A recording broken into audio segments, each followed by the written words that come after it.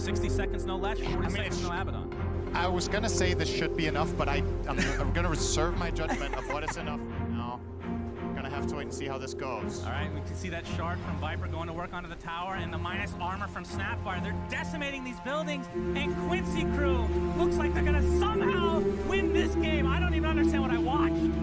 What the hell is this? This wasn't Dota? Jeez. I'd love to see I would love to see a reaction to the player camps. I feel like this is the kind of game where you're not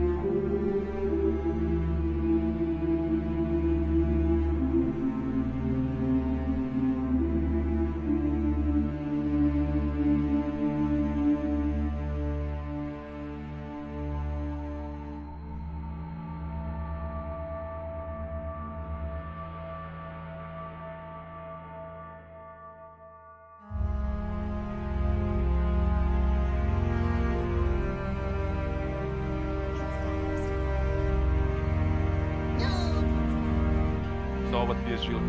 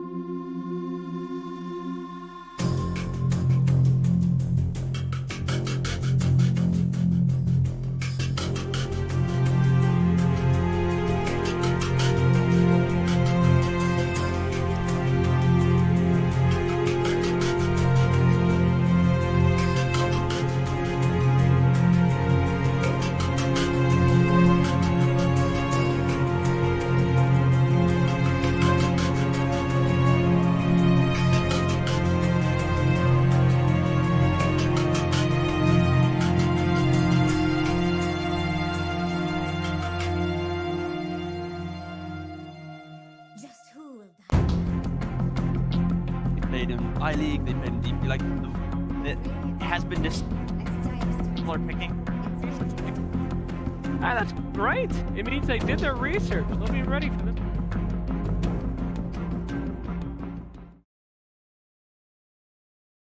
It is going to be like a last pick match, but when your initial... The teams also know that the enemy need to do some rotation if you're Aster, and I don't think the that much of a Trump pick in this. Yes, yeah, this Brood pick, it really puts a lot of emphasis of having to take control of the... They need to be able to straight the map quite quick. The Ench can play really well with that, but if this kind of... They take one bad fight, the simplicity of Aster's lineup will just... It is a last pick Brood. It doesn't feel like the gotcha pick, but it's more about giving them a 15-minute timing to just... Right, and it is a Radiant Brood, so when they're controlling the enemy jungle, they can take the Roche with the Morphling, so that does make it a lot better. All right. Well, we'll be heading over to that game relatively soon, but I want to hear it. Prediction time, boys. I'm going to have to go with Aster. I think the simplicity of their team fight is unwind T1. Simplicity of team fight. A very simple answer. Jenkins. I agree. I think they have a ton of damage, and then they have great heroes. Good enough for me, Jenkins. No need to elaborate. We've got that game ready to go. Let's throw it on into our first game of the day. Thank you very much, Slacks. Yes, T1 versus Aster, ready to go here. I'm ODPixel, joined by the fabulous Lacoste. Lacoste, I know, of course, you've been following both of these regions very, very close. We're finally going to get to see Aster and T1 coming into the playoffs to go head-to-head. What are your expectations looking at this first game, and what do you think about these sort of the scary picks from both sides? The Brood coming out from T1, but Aster having that strong old Terrorblade carry that just seems to win game after game.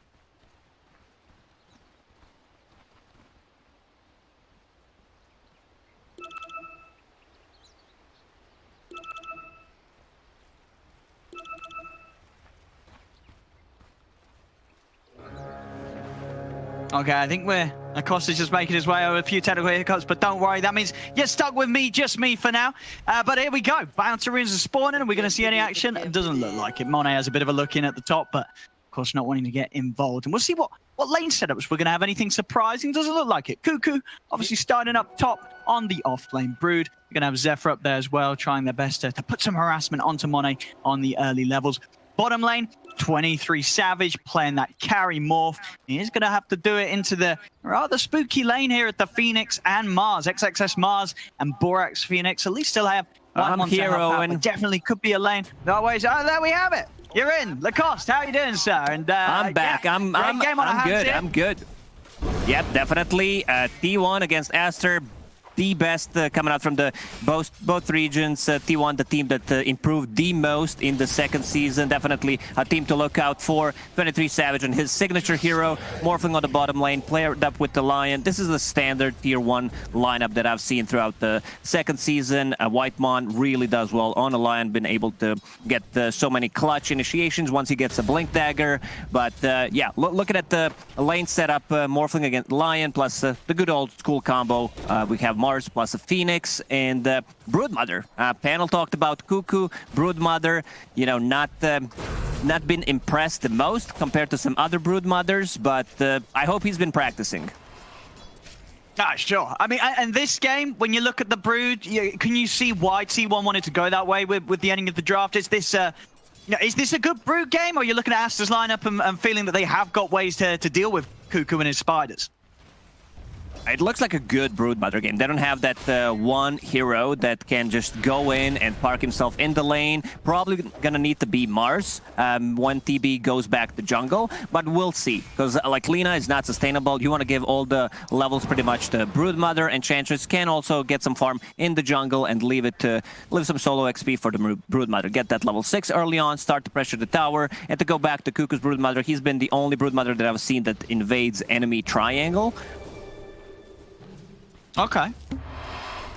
Oh, bottom, Whitemon, nearly dying there. He's got a salve good to go. And oh yeah, so far Cuckoo, I mean, he's laning, looking pretty damn hot. You know, 12 for 2 against the 8-0 of Monet.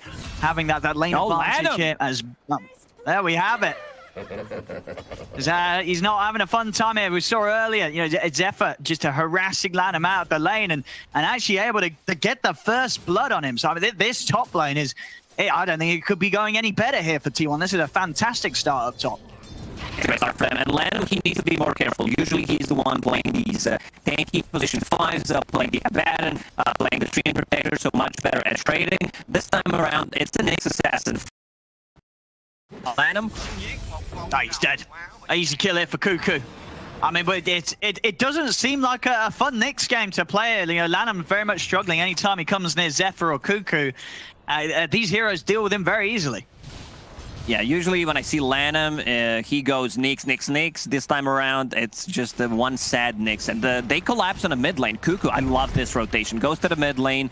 Same goes for Zephyr. He's lurking around the mid lane. They want to secure this tower. Dragonite can tank all the damage pretty much. Such a good game from T1. And 23 Savage, he understands there is going to be some kind of rotation to the bottom lane. I better TP to the top, get the XP. Mars can't kill me unless I really mess up. I mean, as you say, this Cuckoo Brood, he's all over the place. You know, this is not your stationary Brood. He's from top lane to mid, and as you expected, you know, into this triangle. This is, you know, he's just pretty much taken over the whole map. And then, you know, if you're Asta, how do you play against this? Do you have to sort of group up and try and hunt down the Brood? What's the best move for Asta right now? They need to use Arena if they want to catch the Brood. Here we go, Arena drop. Laguna and the Spear, that'll do it.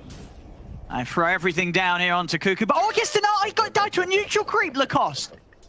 Oh, so nothing. Oh no! Least, well, there we go. Oh no! At least he doesn't get a free TP. Yeah, I guess. Yeah, but yeah, that's definitely a bit of a rough ending to that one there for Asta. Not even getting the kill. Oh no! And they need to set up some vision in the triangle, the Radiant vision, to be able to just like there is one ward on the high ground, but maybe one deeper one just to be able to allow Cuckoo to play more aggressive, because this is gonna, you know, set him back a bit.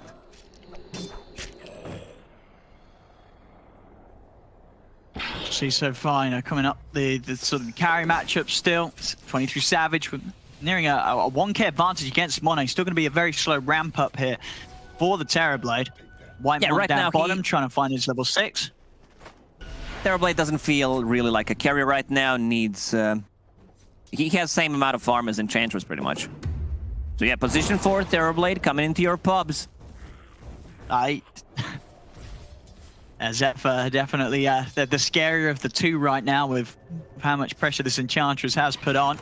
Monet, he's out of that top half of the map. He's down towards bottom. TP's coming in. Carl, he's going to be able to TP and open up with the Dragon Tail Stone onto White Album.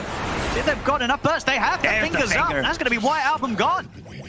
Getting a little too close there to them as Carl pretty much TP's right in front of the face of White Album, and he's not able to get away in time. An easy catch and kill there for T1 on the defense. Aster still needs to get a single kill on the board, unfortunately for them. Yeah, it's about that mental game, Owen, where neutral creep stole it, mid lane, Aster. They're going in for XXS. He's got the backup of Monet, but there's not going to be anything that helps XXS here. They cannot save him another game. Yeah, 5 for 0.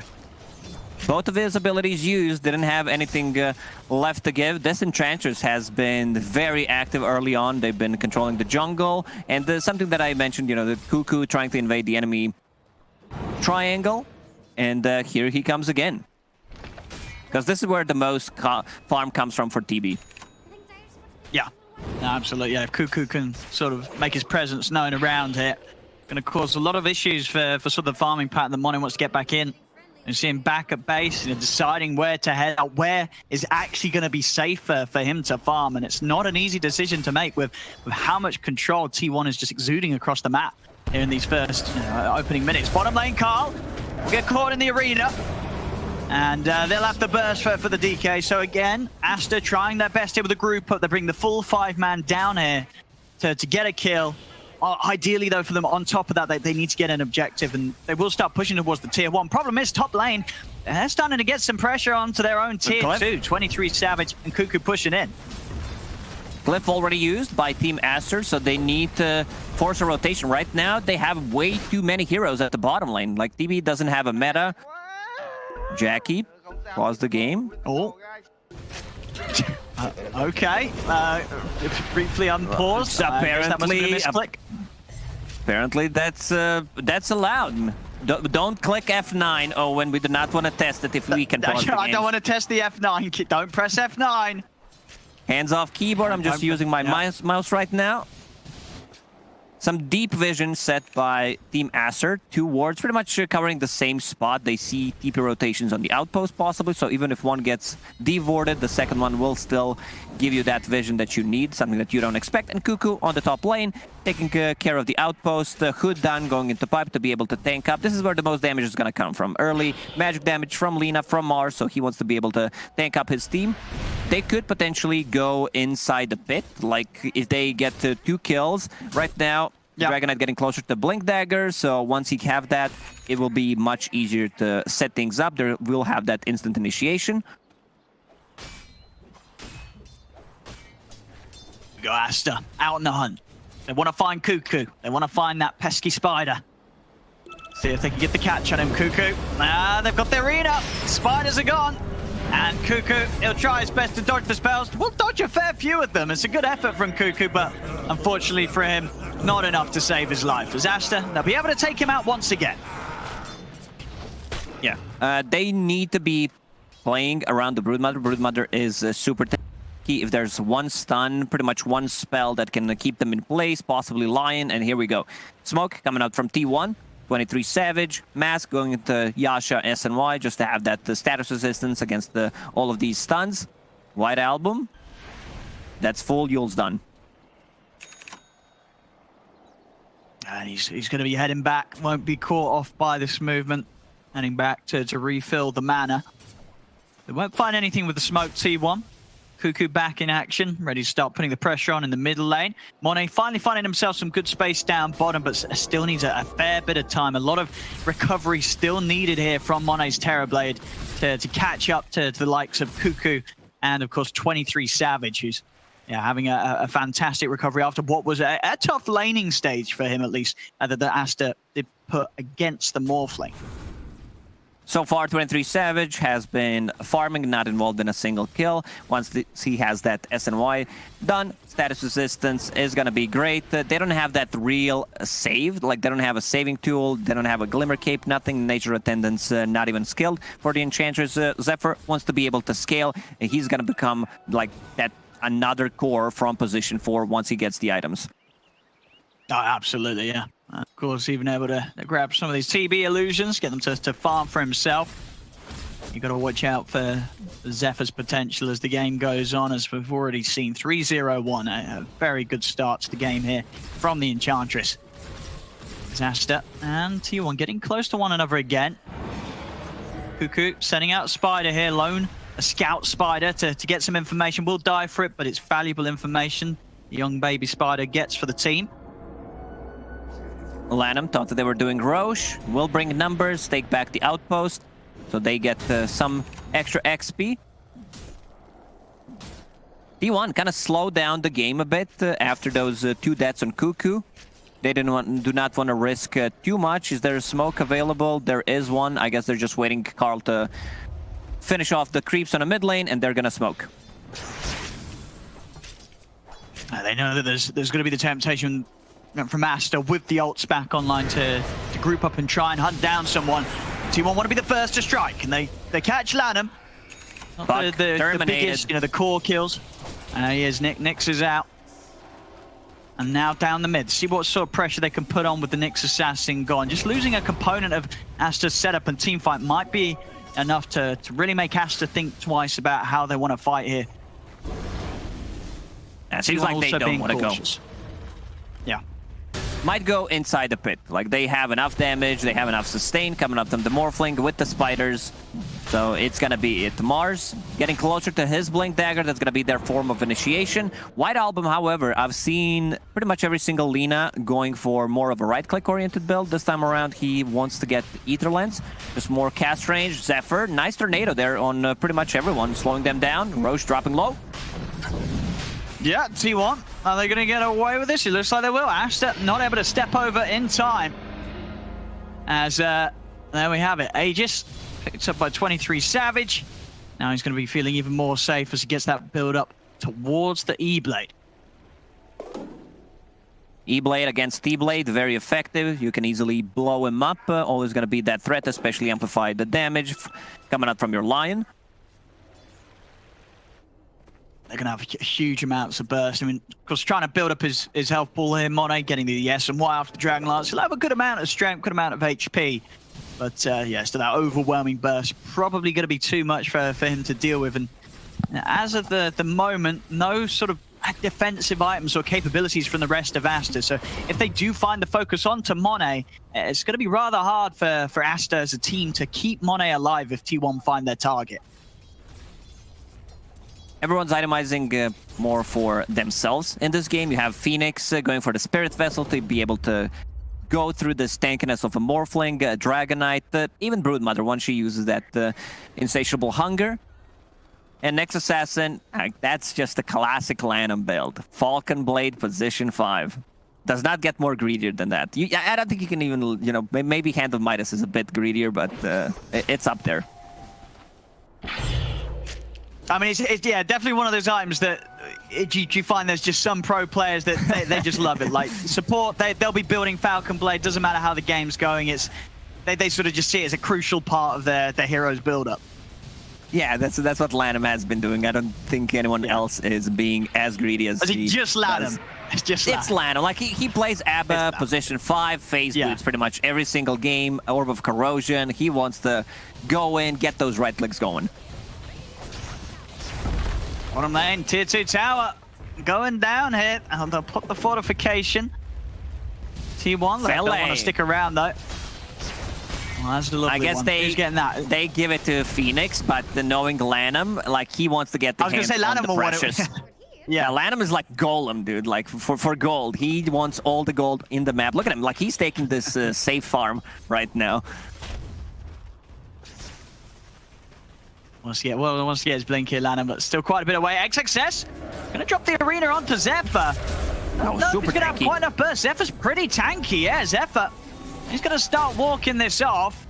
23 Savage turning into the Mars there to bash them back, and it's gonna give Zephyr the space to get out of there. So for Asta, that's an arena.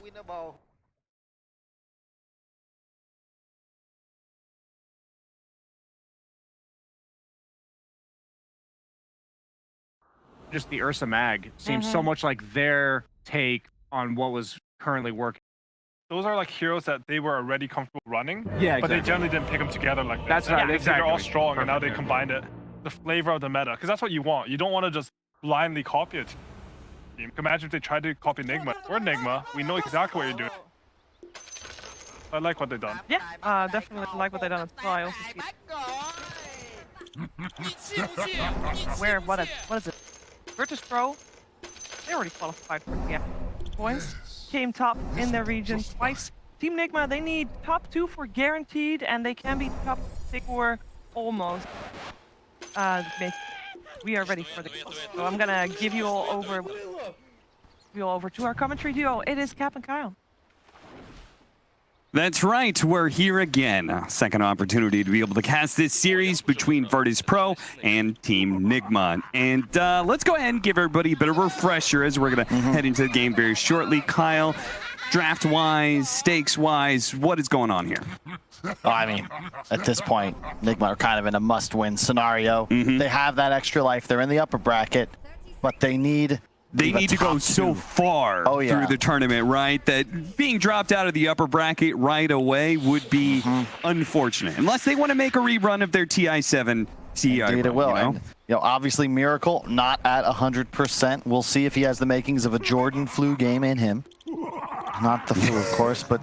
Already sprayed out in the middle. Miracle, I'm coming for you.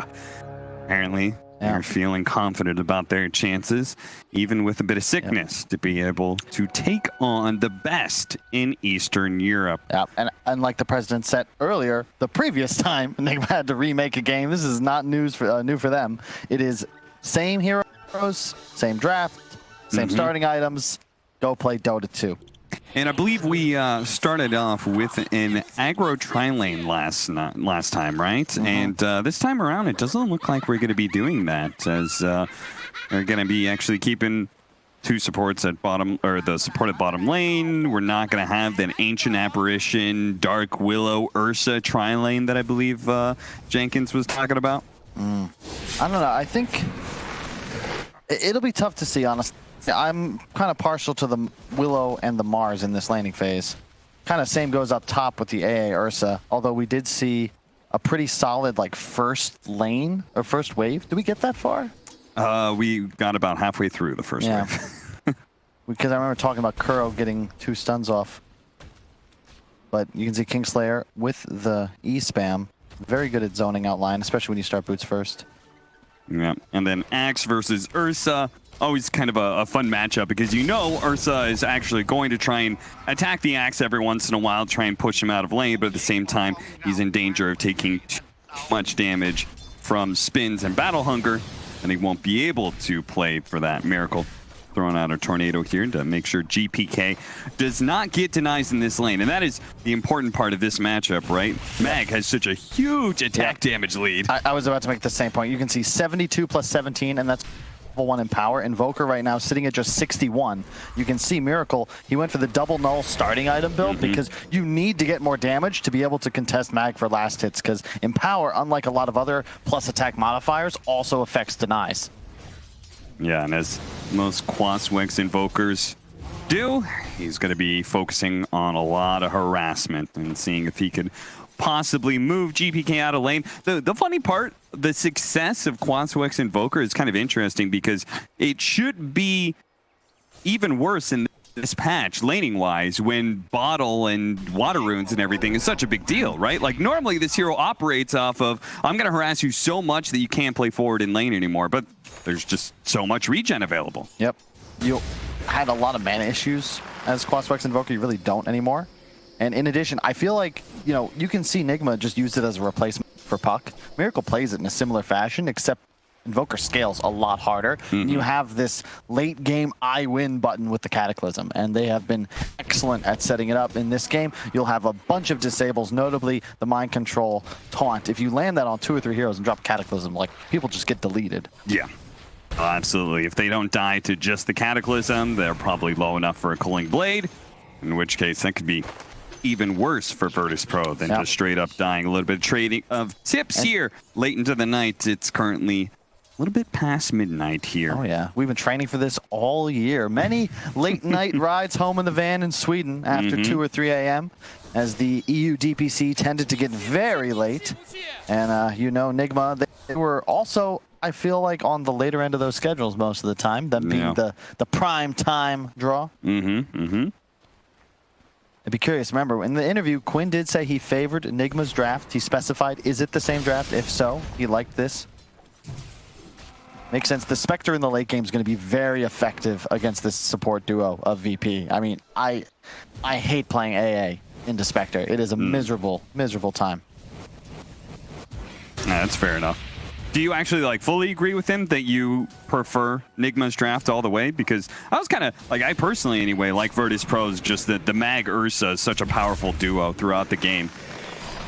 And I think we even talked about the fact that Ursa has more options late game than he used to against Spectre. DM taking a lot of damage here, an early pop of the Fairy Fire, knowing that he's going to need every bit of health to be able to survive through this bit of harassment. First blood still on the table for whoever can claim it. Nice EMP there from Miracle. I'm a big fan of Spectre. You saw LTW, he did get that early point in Desolate. Not a fan when we see people either skipping it, they skip it completely oftentimes to like level 8, level 9, but it's so effective. 18 pure damage, just as a tool to zone and perhaps look for kills later in the laning phase. I think it's a lot easier to be more aggressive. You're actually a real threat. And GPK doing the typical mag mid 1-3-1, get ahead, get the Glove of Haste, and then just straight up start jungling in addition to farming your lane. Yeah, and you're going to see him wander over to the hard camp, probably use the shockwave to pull it, stack it, go back, farm the easy camp again, perhaps, or maybe he's going to clear through the stack now. It's a triple stack, so this is the way. If you are losing a lane right now, just focus on hitting neutrals past like minute 3. Stack it up for yourself. If you have a hero that can clear through them, stack it up, farm it out. Don't worry about laning. Yeah. It just feels silly to say. The mid lane of all things. Don't worry about laning. I'm surprised he went for the bottom triangle. There was a stack there, but typically you'll see mags play top because they can get multiple stacks off by themselves. Pull one, shockwave another. It's really nice, but GBK is actually going to go all the way back to base to heal and then come back mid to contest the catapult. Already earn up on Miracle. He's been having a nice mix. I've seen there are games he skips Midas. There's games you see it's actually queued up right now. Some games Vessel into Midas, and I think this game he's got the right read where he might try to get away with it post-earn. Catapult down, and GPK, I think he maybe pinged that, letting his team know, hey, guys, the catapult on our side, it's alive. If we can somehow kill Miracle, we can put some serious damage on that mid tower, but I saw a slight rotation from the Ancient Apparition, but looks like they're going to kind of give up on it. That's the Dream Rune, though. Arcane. The RP cooldown significantly decreased if they pop it now. You see the Vanguard picked up from Mind Control. He also rotated to the jungle to finish that off, and now I do believe he will look to go back top to try and contest Ursa. It's tough to take him down. If you look at the VP lineup, Ursa, sure, you could potentially chase him down, but who's the +1, right? You're going to drag your Magnus over? That's not really a thing. DM perhaps could rotate, but then you're leaving the Spectre alone. You don't really want to do that either. So I expect MC, you see, is a little low. I want him just back up top, keep pressuring that lane. Force rotations to you, and let ILTW have his space. It does feel like that is going to be a bit of a problem for Virtus Pro as a whole, is that ganking some of these lanes, these are all just naturally tanky or hard to kill heroes. Axe with the Vanguard, naturally Spectre is tankier than most carries, and then the ever wily Quaswix Invoker is always a difficult one to pin down. A very chill game though so far. You know, we've waited a long time for it, and both teams just kind of calling a truce. You see MC, he's stacked the hard camp, farmed it, now back to base, expect him to TP top. This is about the time we've seen Miracle make his rotations. He's actually ahead of GPK in net worth, which is kind of nuts. GPK, does he have a slight experience lead? Yes, he does, but Miracle's been very content with this, just sitting mid free farming. Yeah, just means that he's been doing a very good job CSing even when GPK was in lane, and now that he's not, he just has to contend with the Dark Willow half the time. Looks like GPK did try and get aggressive mid, but they're also going on DM in the bottom lane right now, making sure they punish this Mars, knowing that he's alone, knowing that the Dark Willow was taking the lane some of the time. They're still going to try and go for Miracle here, but the Shockwave failing to get the pullback there. 8-minute power rune does not spawn. Top Instead, GPK will refill his bottle with a haste rune. Really well played by Miracle, though, because that was a 1-on-3 situation, and he secured top rune. Unfortunately, he does spawn bot, but that was a 50-50 play that more often than not, well, exactly as often as not, will pay dividends.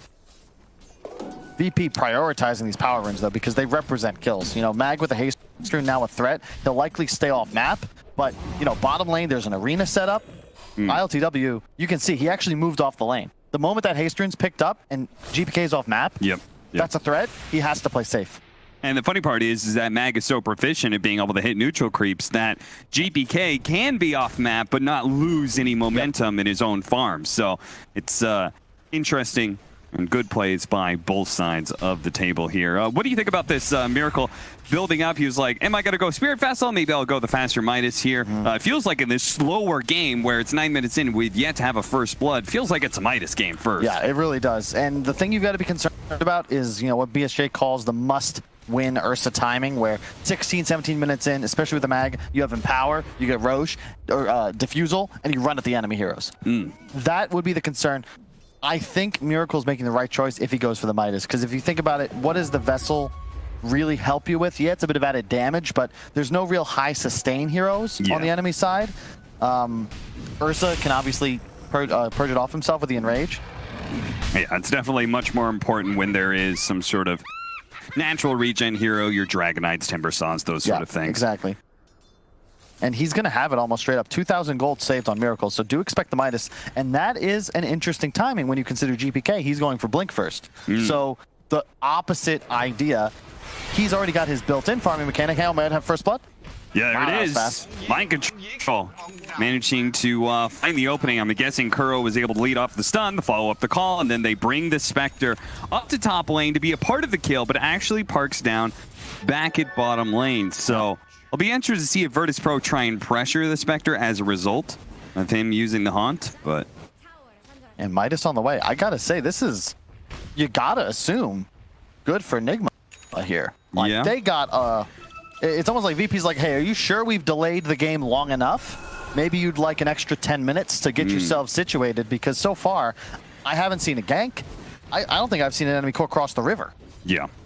Then again, that is kind of true to Virtus Pro in some ways, right? It felt like they were always good at just being able to hit a timing and hit it really hard. And they're going to make their first rotation here. Nice skewer. Nice skewer back. Good immediate Hex is going to be able to stop the RP, but they still manage to get the Ice Blast onto Mind Control, and he is very dead. Kuro, though, will manage to survive, and now maybe they can turn around. Miracle's going to be pulled back and does manage to bring down. RP immediately going out from GPK. Do they have the damage for this? They're going to use the Terrorize, hitting it onto 2, forcing Miracle into another Brambles, and it does manage to get that kill. A 1-for-2 trade-off there in cores to the favor of Virtus Pro. That was a big rotation, though, and they did blow the RP.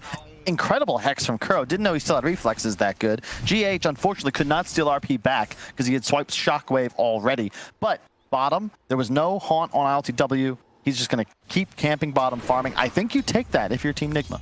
Yeah, absolutely. Yes. I mean, Spectre just not being pressured at all. No towers being in danger or anything like that, though they're going to go for now. Arena, Spear, Ice Blast, and then Nightfall to put in a little bit extra damage to finish off the Spectre. Now, Kyle, maybe that doesn't go so well for Nigma. Now it feels like maybe they've just kind of given away an extra kill that shouldn't have been there. Yeah, ILTW should have probably waited to see Nightfall show. That was a really nice maneuver there. He dies, comes to pressure the enemy carry. He'll close in on his Diffusal shortly. That's the power of the VP lineup. RP and Arena are very easy to get core kills off of if they find a hero alone, and they've done that. Look at this setup. I believe they're smoking down to bottom lane because they have a Blink Dagger on Mind Control. Miracle's already set up behind the tower. Nigma, they wanted to crush this move from Virtus Pro with just a huge rotation. But it looks like VP, they may be a bit aware of what's going on. They're saying that this is almost too easy. Yep, and it's also not their timing. You see, the Diffusal is the play for Nightfall. He picks it up now, wants a clarity. There it goes. This is the move now. You have Arena up soon. You have RP up 26, Arena 23. That's the right call. I think it was both teams really making a good decision, because if you want to fight there as Nigma on the tier 1 against 0 enemy ultimates, that's a win. You're going to crush that fight. You did not need Haunt. It's up now. It will be there as an answer. But VP, this is the timing that Brian never stops talking about. You are ahead slightly. You've got your cooldowns, you've got defusal, smoke and go.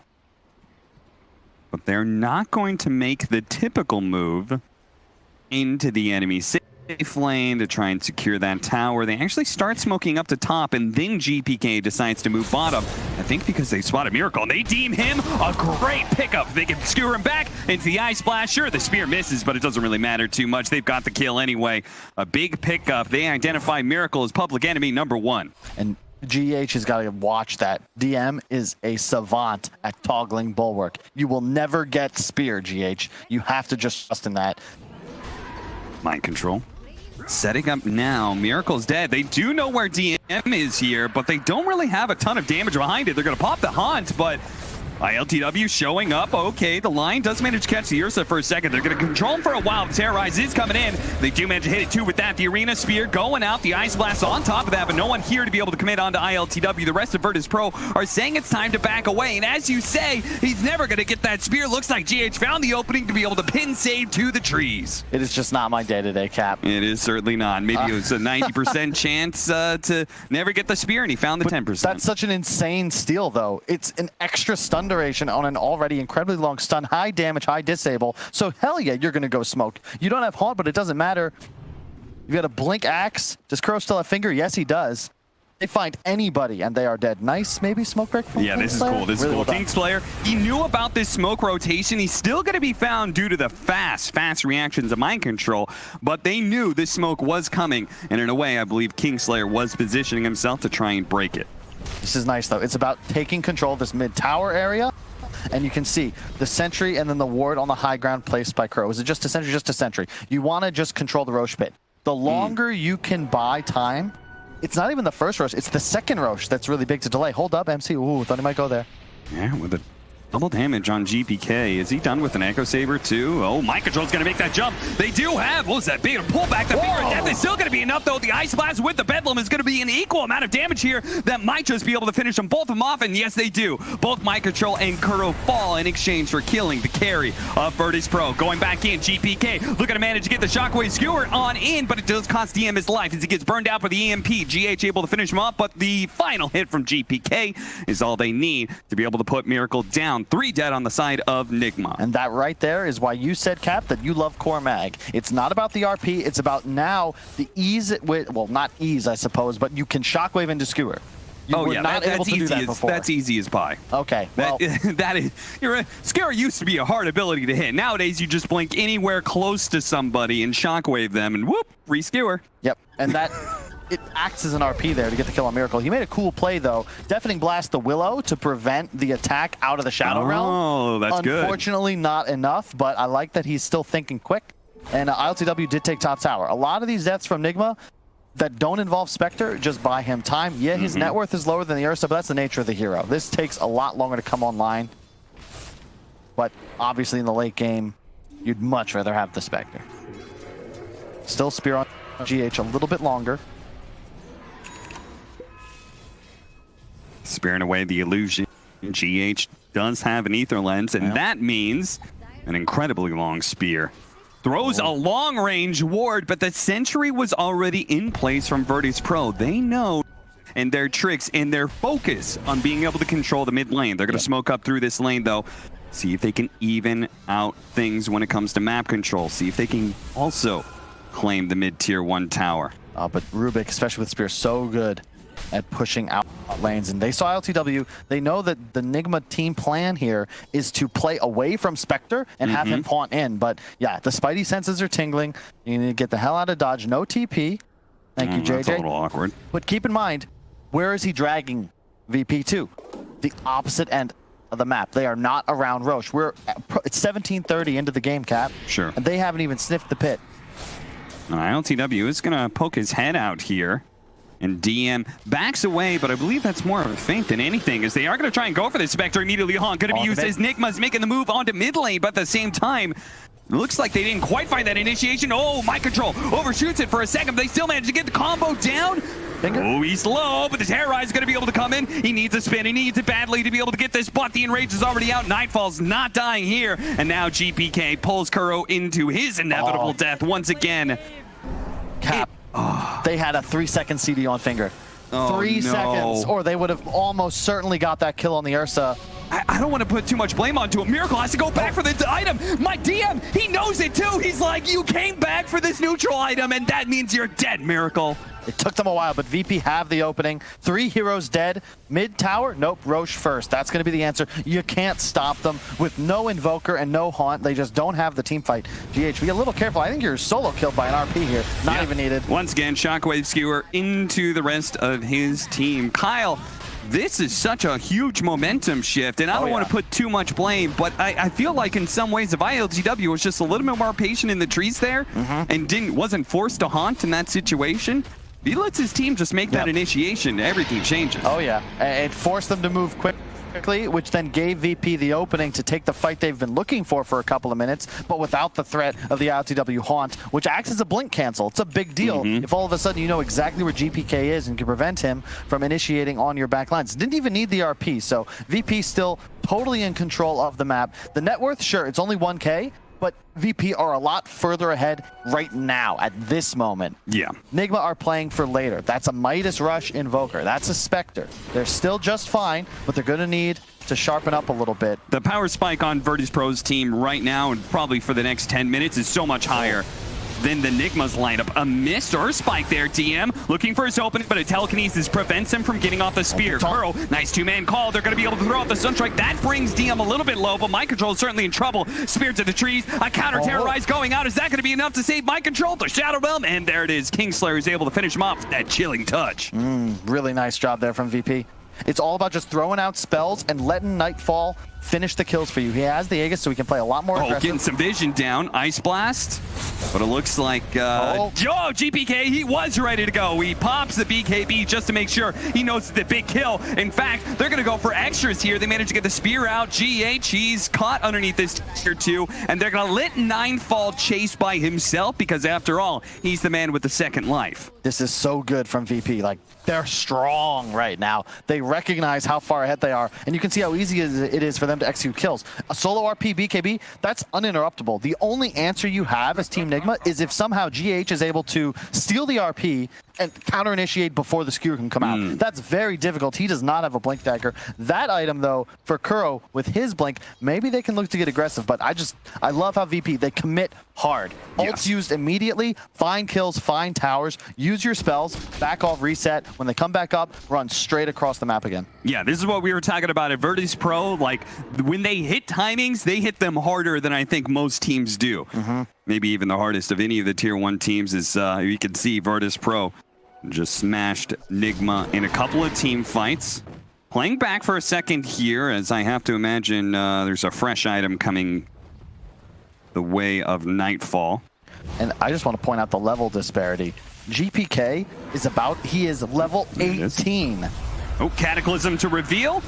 Gets a little bit of vision. Do manage to bring down GPK. A big kill with a fresh Aghanim Scepter. And now they're going to catch Kingslayer as well. Tornado doesn't quite hit him, but it doesn't matter. He turns around. Ice Blast, actually. Maybe DM. He could do something with this one. Does manage to spear off the disarmer, slowing down this kill on a Mind Control. Can he get out of this one? Terrorize. It gets thrown in. It hits 3. A big hit for the Dark Will as they smash themselves into the arena over and over again. Nightfall still looking good, but Kuro managed to execute as DM falls. Nightfall looks for the revenge. Looks to be able to pick up this line, and Kuro's got to be left behind by the rest of his team. The Spectre gets out, but the Ursa still survives on the side of Virtus Pro.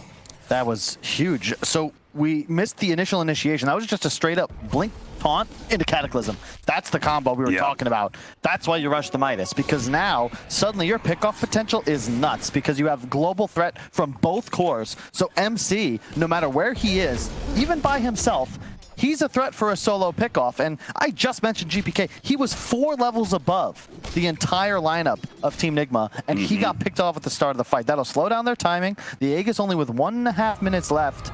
You don't really have time anymore. Okay, yes you do. You're VP. They immediately smoke. Okay. 1:15. Nightfall not being smoked up here. Can show himself real aggressively if he wants in the mid lane, while the rest of the team moves behind him. They're going to start moving up to the triangle here. Kuro. They don't have DM, so they're not like full-on charging at them. They're still just sitting here as 4. It looks like they're going to connect a DM in his push at the top lane. This is heads up move. Yeah. Nigma, they have a cooldown. I would imagine at this level, you've got to be keeping track of the Roche timer. 40 seconds. No, they totally understand that they should play as safe and off map as humanly possible to make sure that Virtus Pro doesn't a team fight right here, right now. Miracle just going to throw the Forge Spirits out into the mid lane. Knows that this is a dangerous area to show. 20 seconds. The question is, do you think that Nigma is going to be the ones to try and smoke as this Aegis expires, which we frequently see out of teams, or do you think they're still okay with a slower pace to this game?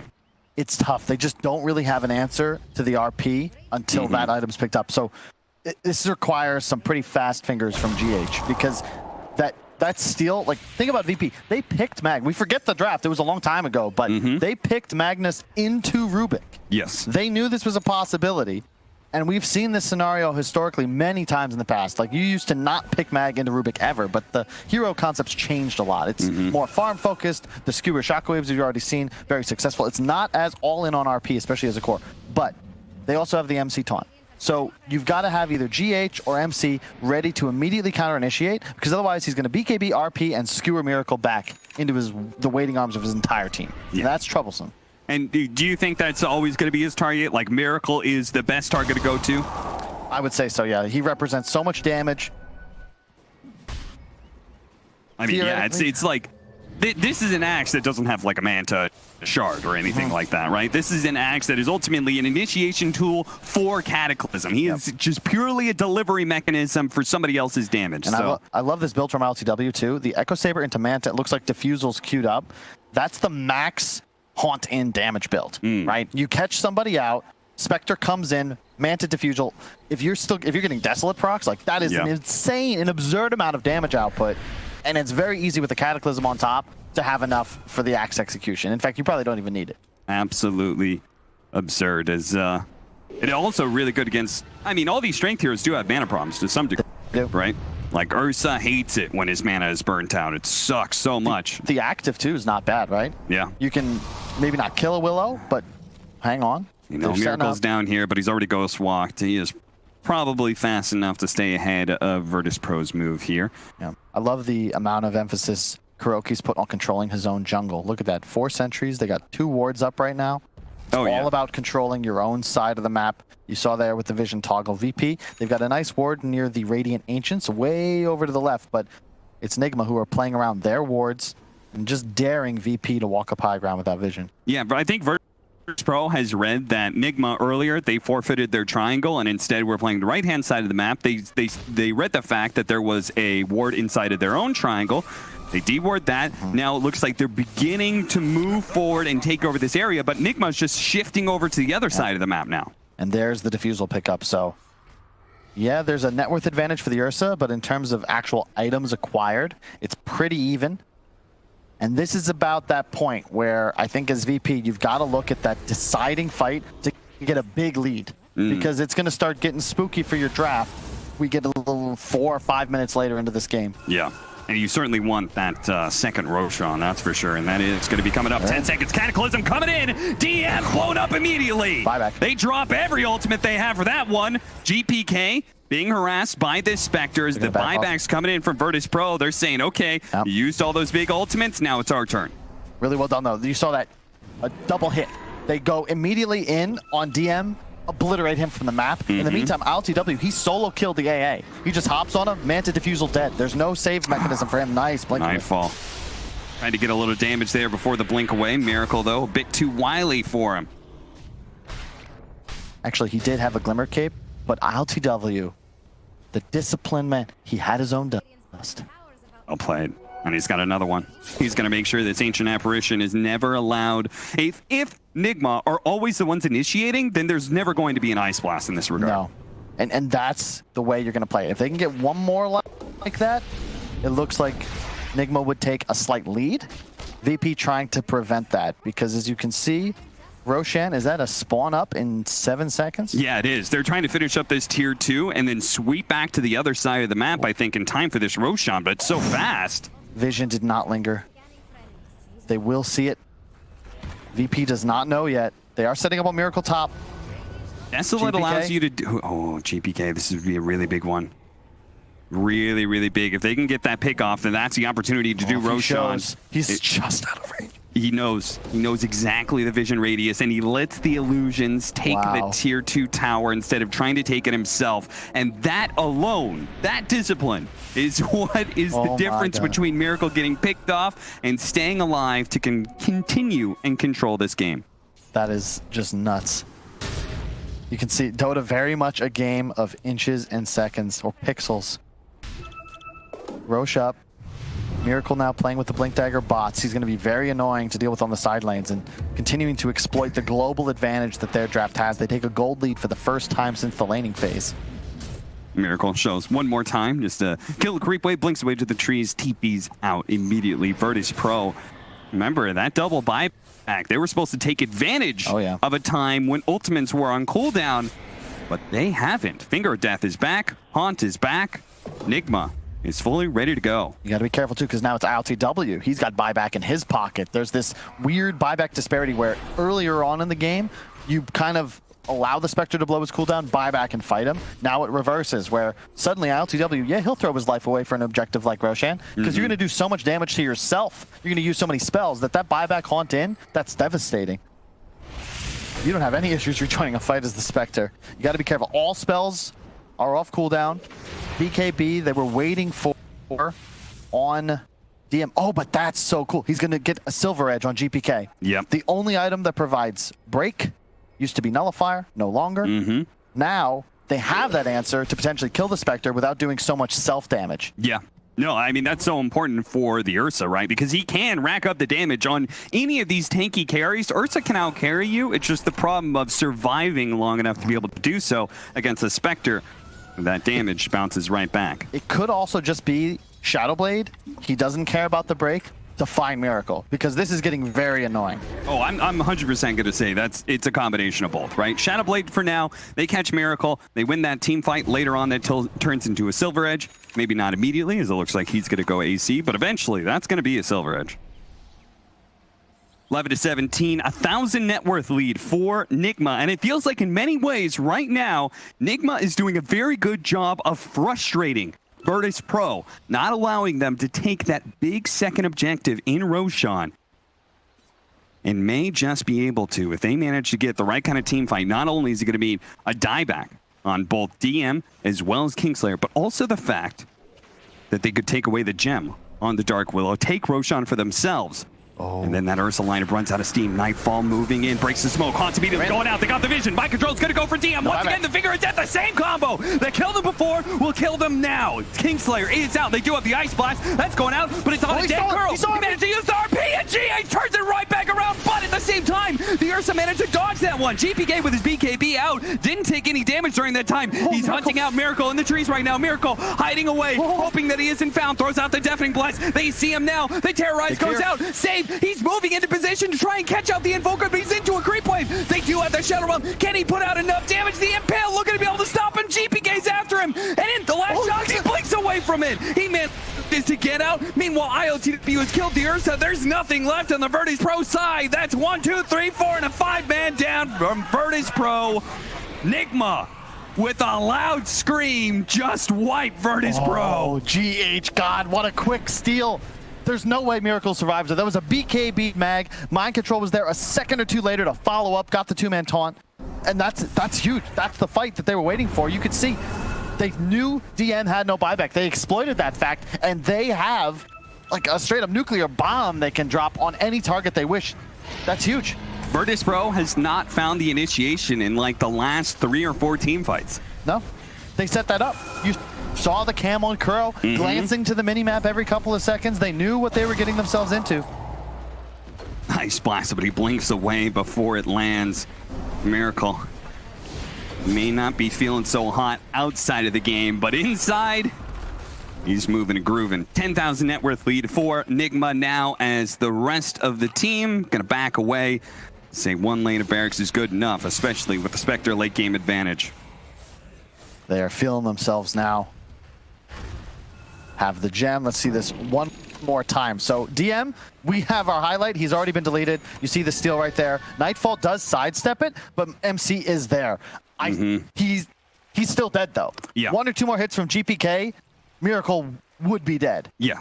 No, I think another thing to notice is that this Ancient Apparition feels so pressured by the fact that he knows he's going to die super fast to ILTW. He throws the Ice Blast at the first target he sees, which is the Lion, who dies immediately. He waits a second later, throws it out on Miracle. That's a dead Invoker super early on to the team fight, and maybe things change. But ILTW has just put the fear of God into him, and now he's just grasping for whatever he could possibly get. Virtus Pro on the outs here, but not ones to go down without a fight. They're going to 5-man smoke up and play to see if they can turn this game around, despite the fact that ILTW has an Aegis. And ult.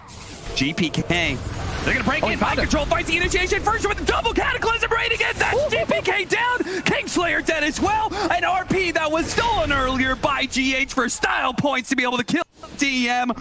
That's utter trouncing. Virtus Pro just got worked by Nigma. I am not sure, as we watch Save go down as well, how you're supposed to team fight into 20 Sunstrikes.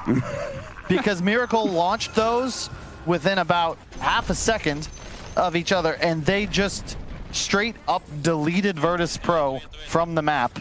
They don't have any save mechanism. Yeah. Like, is there a Force Staff on anybody? No, there isn't. So there's just no save. If you get taunted by Mind Control, good luck, have fun. And Mind Control has been so fast. Oh, yeah. You got to give credit to this man. He's setting it all up, and he is reacting and turning on a dime. The moment somebody shows he's on them, he's hit the call, and then the fight is over for that one person. Whoever gets called, they're just out. Yeah, they've been great. Outpost control, 2 racks, 20k gold lead. Aegis still for another 2 minutes. You can probably just wait for the refresher. It's up in 66 seconds. And you just rinse, repeat. Like, at this point, this is the draft. We were discussing it. 20 minutes, 25 minutes, sure. VP, you've got a lead. But the moment you get this late, the graph's going to look like that every single time, because this lineup just has way too much damage the faster or the longer we move into the game. And it's way too easy for them. Virtus Pro going to try this one again. Smoke on out.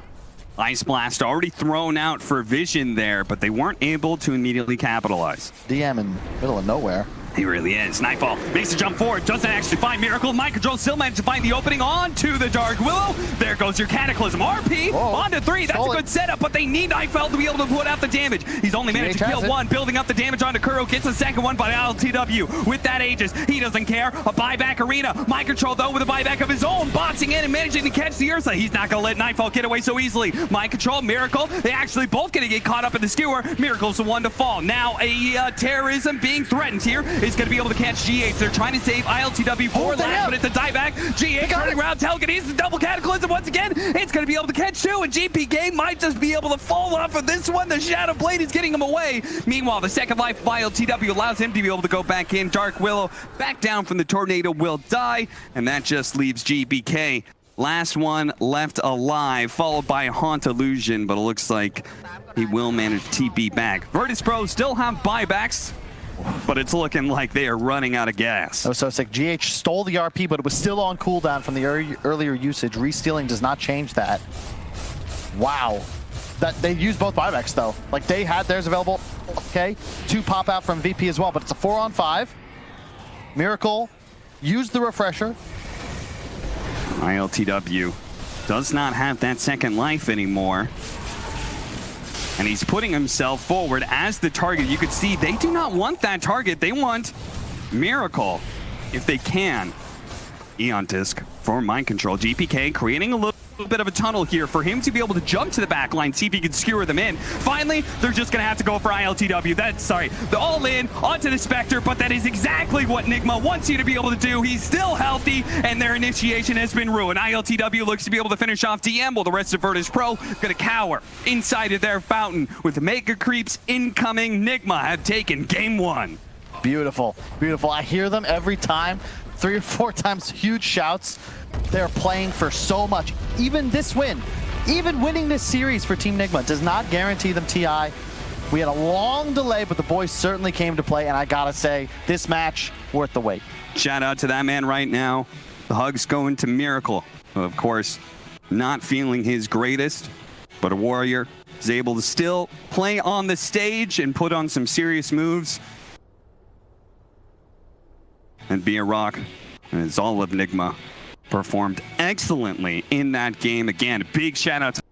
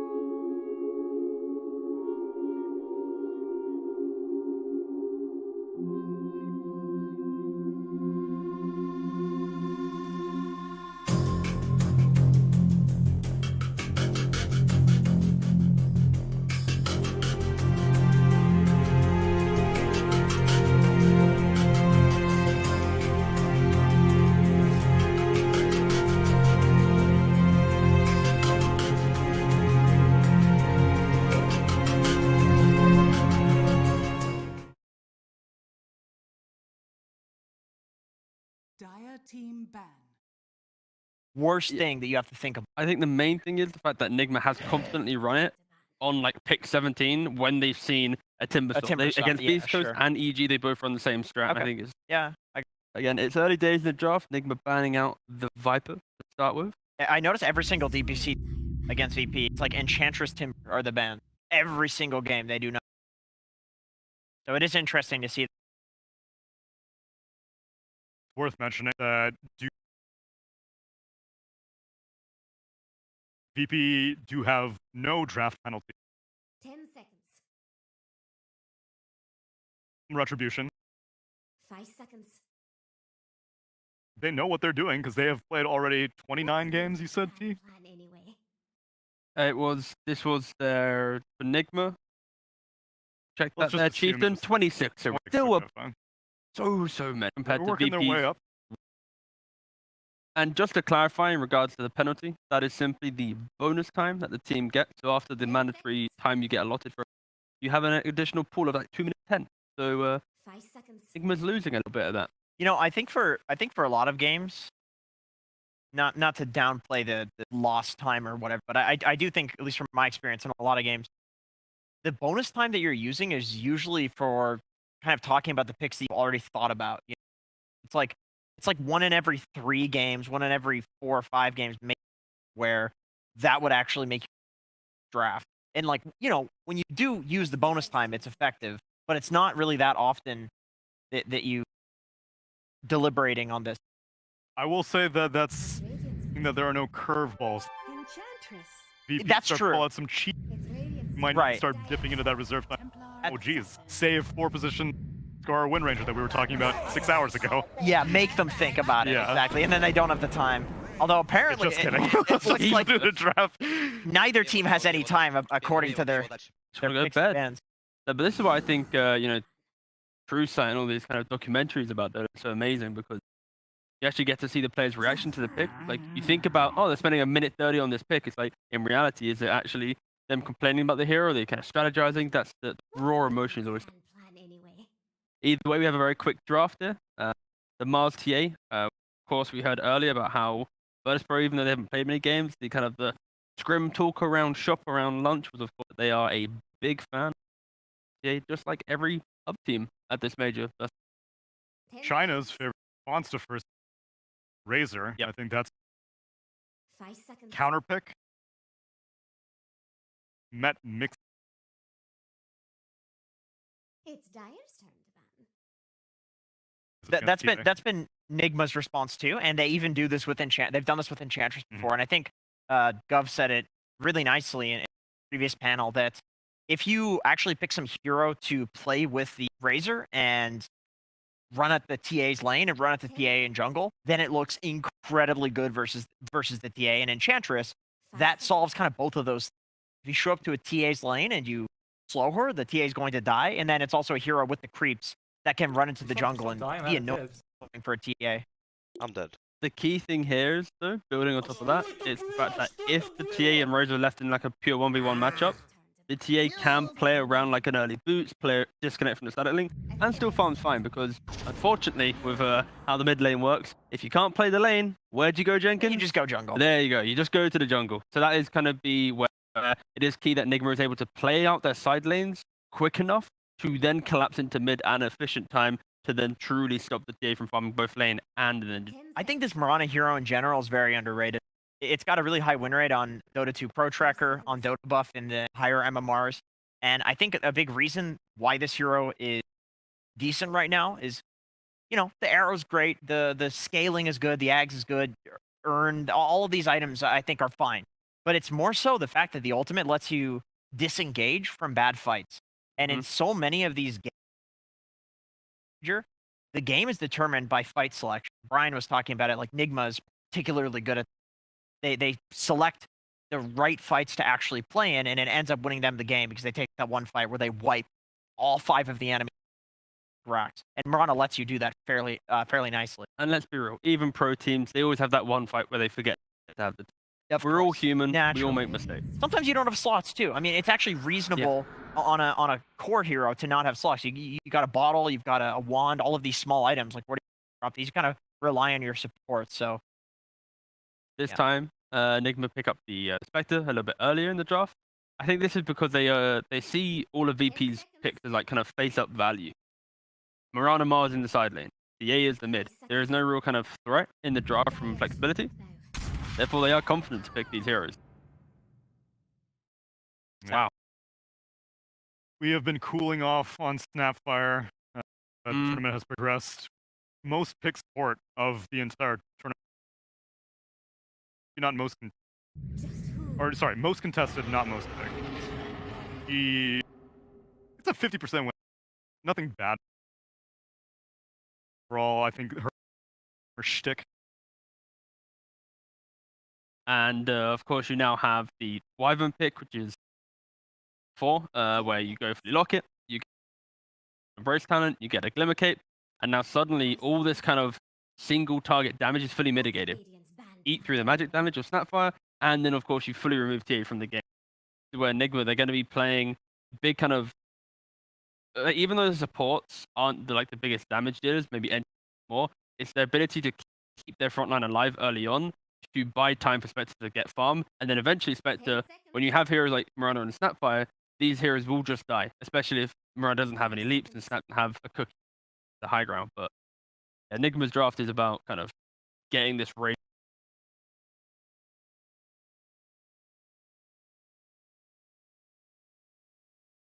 Wyvern against it, because hey, would you like to arrow my teammate for free? I mean, it's the detection thing, right? Cookie and Spear as well, right?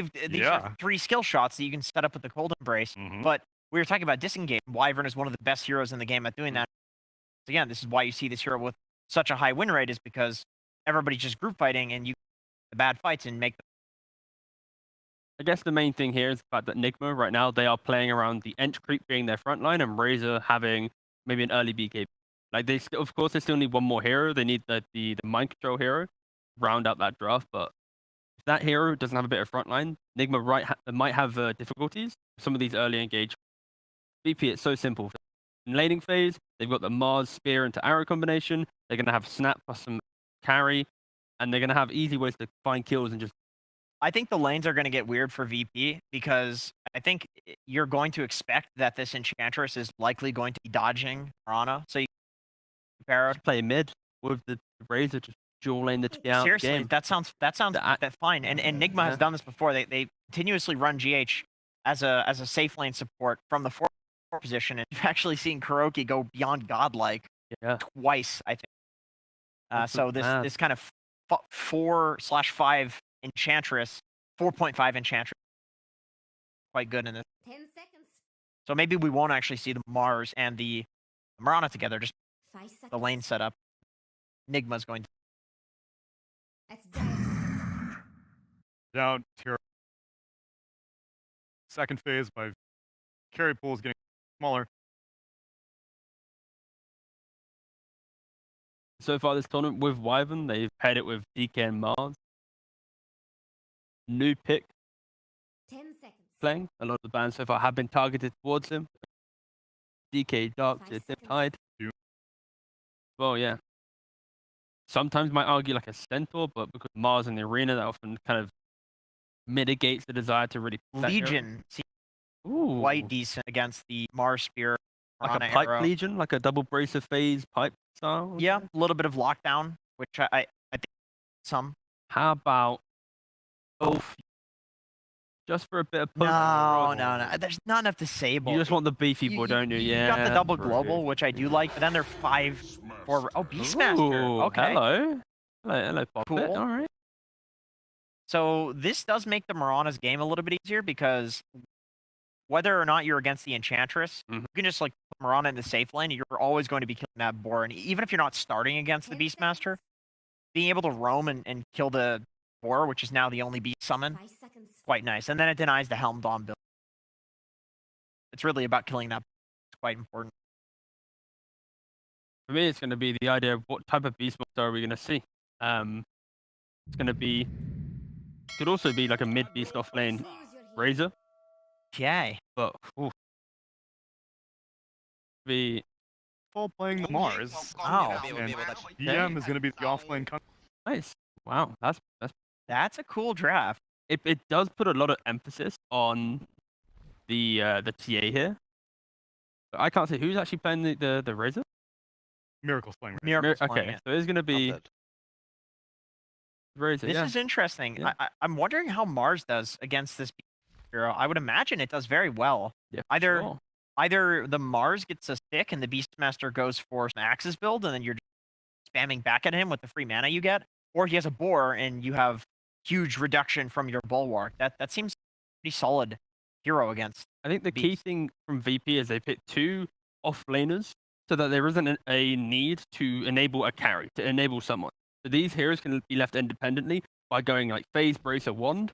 There's no real kind of kill threat from Nigma, which unlocks the Snap on the Mirana, if needed, to run at mid. Start throwing arrows for the end creep to protect the TA. If anything, this entire game is built around simply, does Razor Crush TA run through the map and kill everything, or does TA farm the lane well, get Dragonlance Deso and just have a chill time? It's all about how the supports unlock the side lanes and then collapse into that mid. We're going to see big engagements in this. The Razor kind of be all end all though, because TA, Mars. How do you get away from sapping energy, or when you're 3 melee heroes in a Templar or something? I'm with you there. That's kind of my thoughts. Is I think that the Razor really nicely on TA, and I think that TA is the way that. So that's a problem for VP. Clock is going to be ticking quickly because they're going to be up against the Spectre, and they're also upper bracket staying in here, and I don't think good, but maybe they can turn it around. Maybe they can give us a no type turnaround performance as we pass it over to our casters for game. That's right. Maybe they can. Virtus Pro, they're fighting to be able to stay in the upper bracket. Or otherwise, they may have that unfortunate fate that awaited them at the Singapore Major, where they just got bounced out in 3 series. That's all they got to play, Singapore Major, and they were hoping that, oh, we're already into the game already, because we're going to have a first blood fight, which looks like it's going to be Kingslayer dying first. Nigma claimed the first blood. Must have been a fast smoke move. They also pinged the ward cap. They also gave the last hit to Miracle. That is the dream going up against a TA middle. Okay. And I love that. That is the move. You're up a game, get the momentum, get inside your enemies' heads. And just a quick comment on the draft. I love what Nigma has got going for them. This is like a TI draft. This is a major draft. And I'm not saying anything against VPs, but they're very much on meta, on brand. A lot of stuns, a lot of minus armor. Okay, cool, got it. Nigma have doubled down on these methods of damage mitigation. Untouchable, Razor Link, Cold Embrace, Spectre Dispersion. It's so cool. Then you have the Beastmaster aura. You've got all these creeps that are gonna come out with the Winner's Curse. It's a very complicated draft. Like, it is legitimately like Magic versus Brawn, Stun. It's late at night.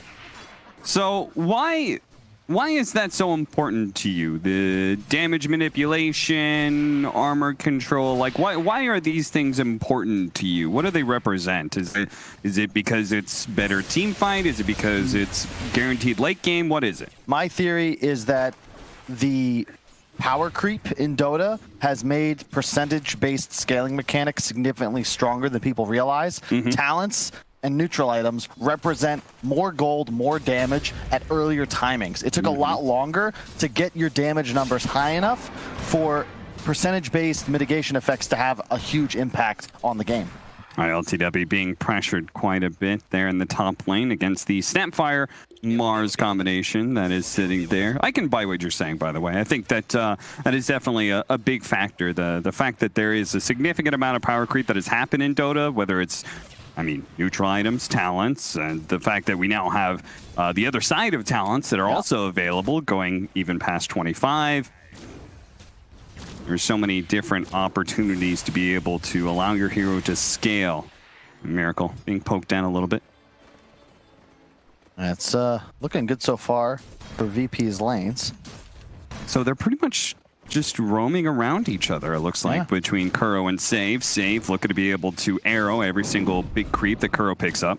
Yeah, this is the way you do it. You actually preemptively arrow camps if you can. It's great to get the Minotaur spawn or the Centaur spawn because you just kill it and then it's dead to Kuro. If he doesn't stand there and right-click creeps for 30 seconds, that camp will no longer be of any use. Oh, he was trying to decide, am I going to go for the kill on Kuro because he did have leap plus arrow, or am I going to try and secure this water rune for my mid laner, and ultimately decides the water rune is maybe more important here. Yeah, the main point is really just VP. You think about how they're going to start a fight. How are they going to find kills? Very simple. X back into arrows, cookie stuns, spear stuns, TA a bunch of damage. He's going to farm ancients, get Roche. Nigma to win fights. It's so weird. You've got all these cooldowns to think about. You got to dance around the fight. It's boxing versus capoeira, and it's just going to be a really cool game to watch. I'm hoping neither side just gets obliterated in the laning phase, but we'll see how it goes. Kuro looking to make his first real showing in this lane now that he's level 2. He's got impetus, he's got the troll creep ready to go, but DM's been a pretty happy camper here. Up against a Beastmaster, hard hero to beat for many for 1v1s, but he's got a clear mechanic to be able to deal with the boar a little bit. As a result, they're pretty even in CS. Mind control just up and denies. I really like MC's decision, though. He's got 2 points axes. He's not really going for the boar build, and you can't because it's just, this lane's designed to kill it. I like that VP pushed the Kunkka onto a side lane. I think this is an offlaner, and it deserves an offlaner's farm priority. But a carry Mars. This is going off of what Insania told me just before he flew away. The idea is that TA is just like actually an incredibly hard scaling carry nowadays. So you don't actually want another on the lineup. You just want team fight in front of it. Sure. Anything that is able to provide disables, maybe initiation, and just general good team fight presence early on. Because their Templar Assassin is going to be farming up Ancients and stuff. Nice combo there. Cookie into Spear. ILTW. Actually managed to get the double dagger there. Nightfall's going to be slowed down here as well. Ultimately, not going to try and go for the kill. Turns back around for GH. GH throws out another Splinter Blast. That brings Nightfall a little bit low, and the Spear doesn't quite latch. Nightfall really wanted to get that kill. Nice job, GH. Save. It's really annoying to play Enchantress against Mirana. Back in the day, that's hits him with the arrow. That is indeed the first kill for Virtus Pro. Yeah, my brother would always just ask for a Mirana if he saw an Ench on the other team, because you just deny its functionality. He's got to help out the mid lane, though. This Razor is going hard right now. The Templar Assassin pushing him all the way back behind the tower, trying to get back into lane. The Mirana will help him with that. Tops going equally well for VP, though. I like that Nigma addressed the TA immediately. This is a mid hero. We're going to pick a Razor and just look to one-to-one counter it in the laning phase. Razor also very good at invading jungle, especially once you hit level 6. You just run in, find a link. Trouble is, on top lane, GH. Yeah, they're trying for GH once again. Nightfall realizing he's going to just have to TP away. This Spectre is actually proven to be kind of a problem for them in lane. GH may eventually die. Oh, actually a miss happening, and Kuro is going to come in here. Kingslayer not able to quite get it. Hops away, hoping to get in tower range. Kuro may try and pursue with this troll creep. He's going to need a couple hits. There's Fairy Fire and the wand left, so ultimately Kingslayer, I don't think there's any way he can die here. This is such a fun game to watch. Like, this series, even right now, 6 minutes in, it feels like one of those chess grandmaster matches that Aoi was talking about. Dota, not a solved game, as both supports just kind of move around, try to find a place. No team with significantly worse lanes. Both have a pretty clear win condition. Very similar to the first game, where Nigma, into the late game, their team fight should prove overwhelming, whereas VP, if they just hit a timing, they get Roche, they get BKBs, you can easily snowball a game in a 2 to 3 minute window. Now, what do you think went wrong in that last game where Virtus Pro was supposed to hit a timing and they were supposed to kind of take over the map, but it felt like they got stalled out by Nigma? What went wrong exactly? Like, was it about map movement? Was Nigma just doing a good job of staying away from Virtus Pro? What was it? I think the first 10 minutes definitely hurt them. Like, there just wasn't enough getting done. Okay. I'm not really sure. I'd have to watch the tape, right? Because it looked good for them for a while. They had that really nice move around the tier 1. They killed tower, they killed a bunch of cores. I think that they just didn't push the envelope fast enough. Yeah. It didn't even... they just didn't get enough done. They're going for the kill. Whoa, what a bit of miscommunication there, because they actually read that Miracle was coming over. So Kingslayer, Nightfall made the call. He's like, no, we're backing up here. As the cookie was fed out, as a result, Kingslayer, the one who wasn't up to date with what was going on, is also going to be the person left behind. Big TP bottom, but MC, oh man, he feels it coming. He has a Vanguard. I don't even know if this is a kill, but they're trying for it. 1 point arrow, 2 points Starfall. DM trying to set it up. He has the boat, but I just don't know if you can kill this guy.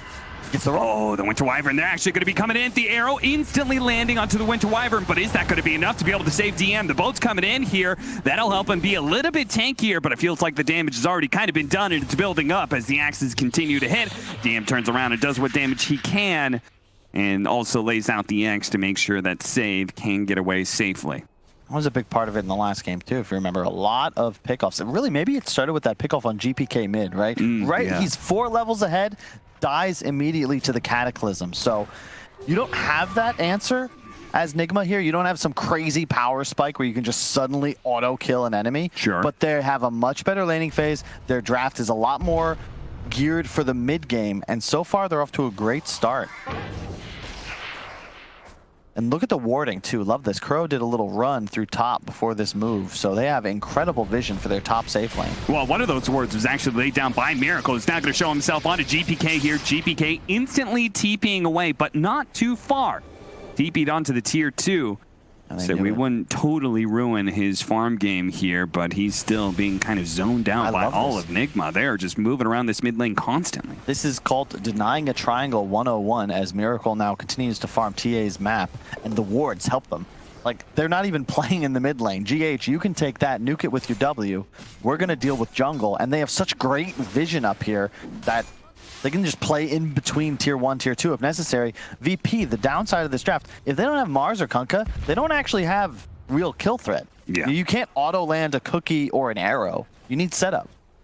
I will say that I think that is something that has allowed Nigma to be able to win so many games, is the fact that they have a stronger, it feels like every single draft they build up, they seem to always hit a better timing in threatening this mid lane. Miracle bounce it away from the support of Save. Is going to be given a cookie here. They're just hoping to body block him up long enough that Nightfall can land this combo, and they do hit it. Ultimately, Miracle will die to a 3-man rotation from Virtus Pro. But look at the space, right? GH, farming, stacking, top lane, ILTW, free farming, bottom lane, mind control, free farming. So that was all Miracle. He forces 4, technically 5, because you did see DM shade over to rotate into VP's own jungle. So job done, really. Yeah, and they have all the information that all those heroes were there because of all their aggressive warding that they have, the 2 different wards in the triangle right now. I mean, I feel like that has been a question we have asked throughout this tournament. Is like, how do we stop this Templar Assassin? It's not as simple as just invading the triangle, because, like, okay, teams will understand you're going to invade the triangle, and they'll play accordingly. They'll sit with supports on the high ground while TA farms, as we're going to watch this kill again. Great body blocking by Save. But, yeah, it certainly feels like Nigma has figured out certain answers, and part of that has got to be both the aggressive warding and the supports rotations, as they're just constantly roaming around this area. GPK, he's going to triple stack the Ancients. This is the first time, oh wait, Izzy GH thought about stepping in. He's actually going to TP bottom. They're making a move. RD and Mortimer's Kisses, that's going to be enough to be able to kill the Beastmaster. He gets off the roar, but highly unlikely that's a kill. Meanwhile, the middle lane is being pressured. DM with a fast move over. Does manage to hit the X. Zone him down at the torrent. They don't have the boat follow-up, but they do have the arrow, they do have the cookie, and they have the numbers to be able to bring down Miracle again. Nigma are trying to force him all around the map, but this time it feels like Virtus Pro is beginning to keep up. They are no slouches. That was a very quick move. They get the kill bottom, and immediately they're setting on middle. Winter's Curse immediately with the TP coming in for the Beastmaster. DM gonna take a decent amount of damage here. Now the Han coming out. The cookie doesn't quite get him over the lip of the edge there, and the torrent will not save him. Nigma returning fire as the siege on the mid towers continue here. Beating up Arrow on ILTW. GPK looking to be able to get some side blade hits, but he's actually ventured a little too forward here, and Nigma are going to try and take advantage here. GPK just being run over by 5 heroes. Virtus Pro didn't expect all of that kind of aggression, and once again, Nigma is the first team to be able to take the opposing mid lane tower. I'm telling you, Kyle, these guys know something about this mid lane that other teams don't. Definitely. I love the way that they're moving. Both teams, really. This is aggression. This is calculated. Great setup. All 5 rotate, and you can see VP, they're overestimating their own strength a little bit. They didn't have their spells prepared. Like, TA, this is not your strong point. You want to take that triple ancients, Cap. You are not trying to get involved in 5-on-5 team fights. That's a Razor, a Wyvern, like this Nigma lineup. Now that they all have their level 6, like, you actually can't really team fight them right now if you're VP. You need pickoffs to start. You need a boat or an arena to get a kill on a core. You cannot really fight 5-on-5 like this, especially if you're on the retreat. The support's pumping out a lot of damage. And Virtus Pro.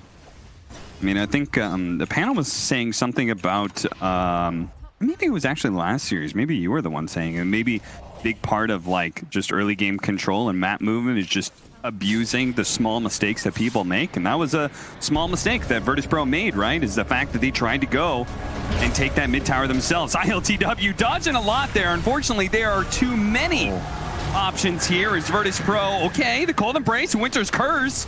Can they actually keep him alive here? ILTW taking a little bit more damage. Eventually, he does go down, but Virtus Pro, they had to commit so much that now it's Miracle in the mix here, and he actually gets speared into Kingslayer. He goes ahead, leaves Nightfall behind. He's like, that's fine. My allies got the other kill. I'm going to get the +1 in the support. Ultimately, they kill the carry of Nigma, yes, but it costs them so much. Cost them their carry, Cap. That's not an off-lane Mars, and a blink first on GPK. This is...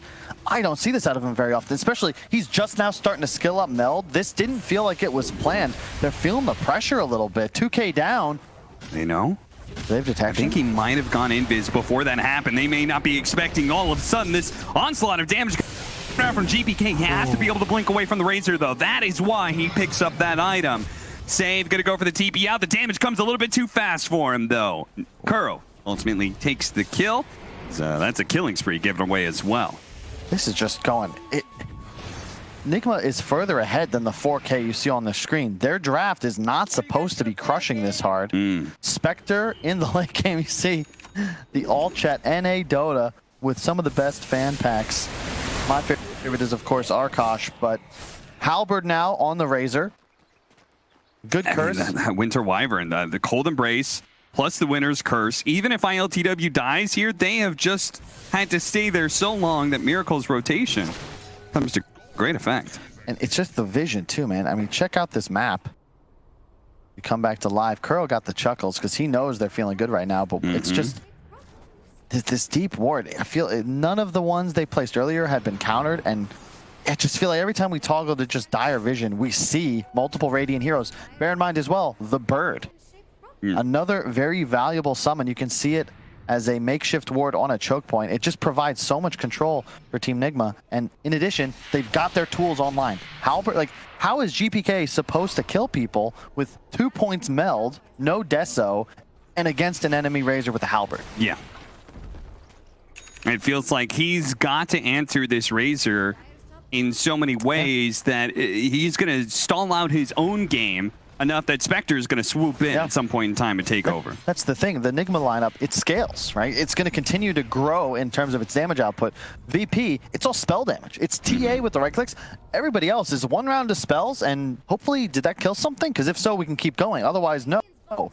If you don't go for the Razor, you're going to get drained, you're going to get halberded. But if you do, then there's a Wyvern. There's a Roar follow-up. Winter's Curse with the creep wave. That's going to hold them for a while. The arrow's going to come through. Nightfall going to go for the TP wave, but that is again too slow. And Nigma finding another kill in Kingslayer. Same way that VP can blow ults to find kills, Nigma, they have the same exact tools. The Roar in one location, the Winter's Curse in another. Meanwhile, LTW, all by his lonesome, continuing to farm up, going straight for the defusal this game. I love it because he is a huge threat to the Snapfire, to the Mirana. It's another great Spectre game.